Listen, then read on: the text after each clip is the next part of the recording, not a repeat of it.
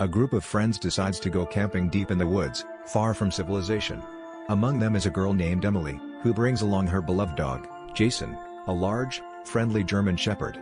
Jason is known for being loyal and protective, always staying close to Emily's side. As night falls and the group settles in for the evening, they notice that Jason starts acting strangely.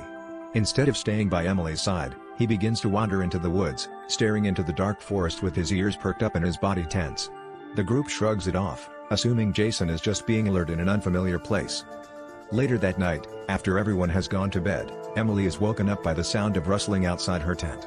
She hears soft whimpering, the sound of a dog in distress. Worried, she calls out, "Jason? Is that you?" She hears a low growl in response, followed by the sound of something large moving around outside the tent. Thinking Jason might be hurt or scared, Emily unzips the tent and steps outside with a flashlight. The light catches a glimpse of Jason's shape disappearing into the forest, his eyes glowing in the dark. Relieved but puzzled by his odd behavior, she decides to go back to sleep, hoping he'll return by morning. Around 2 a.m., Emily is awoken again, this time by the feeling of something heavy lying against her side inside the tent. As she lay down, she reached out to pet the familiar fur of Jason, but something felt off. His fur was coarser, and he smelled different, more like wet leaves and decay than the familiar scent of her dog. She dismissed it as just her imagination and goes back to sleep. In the morning, Emily wakes up to a silence. She notices that Jason is no longer beside her. Curious, she steps out of the tent to find the others, only to be met with a disturbing sight. Her friends are gathered around something just beyond the campsite. As Emily approaches, her blood runs cold.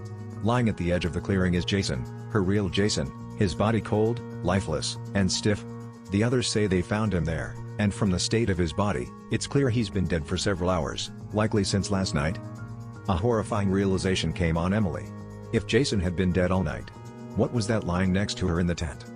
In the woods, not everything is what it seems. Sometimes, the creatures that can take on familiar forms. So, the next time you hear something outside your tent, or feel something warm and furry lying next to you in the dark, be very sure it's your dog.